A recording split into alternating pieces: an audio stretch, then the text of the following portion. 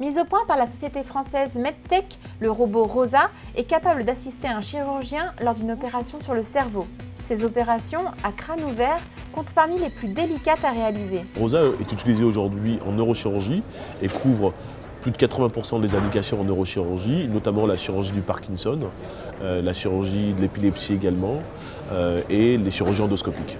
Offrir plus de précision, nécessiter des incisions moins importantes, sécuriser le geste chirurgical, la chirurgie robotique a de multiples avantages. Elle s'appuie aujourd'hui sur deux types de machines.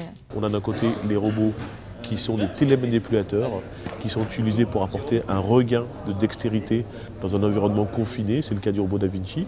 Et on a des systèmes tels que les nôtres qui sont plutôt dans le domaine de la chirurgie guidée par l'image. Alors le robot Rosa en fait est un espèce de GPS pour les neurochirurgiens. Donc le principe en fait c'est que le chirurgien va pouvoir planifier un acte chirurgical à partir d'images préopératoires de type IRM, scanner.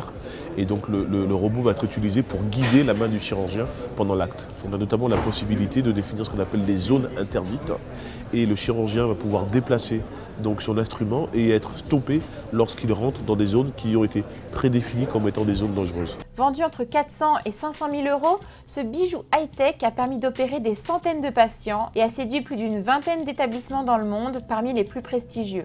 À la date d'aujourd'hui, plus de 600 patients ont été opérés dans le monde avec le robot Rosa, avec la technologie Rosa. On a plus d'une vingtaine d'hôpitaux qui sont équipés du robot Rosa, en France bien évidemment, notamment à la Fondation Rothschild, au CHU de Grenoble, au CHU d'Amiens, mais également à l'étranger, aux États-Unis. À la Cleveland Clinic, qui est l'un des 5 plus importants établissements hospitaliers aux États-Unis, à l'hôpital McGill à Montréal également, en Chine et au Moyen-Orient. Mais Bertin Naoum n'entend pas s'arrêter là et d'autres projets sont en préparation. La prochaine étape, c'est d'étendre l'utilisation du robot Rosa à la chirurgie du rachis. On est en train de développer donc actuellement une nouvelle application qui devrait être disponible à peu près sous 12 mois.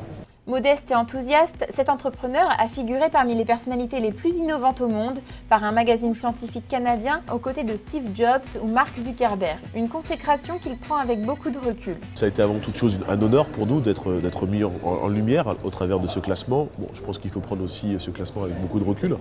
D'une façon générale, c'est un grand plaisir de voir notre travail reconnu. Et si ça peut permettre également de convaincre l'ensemble des gens qu'en France également on est capable de développer des choses, je pense que c'est positif.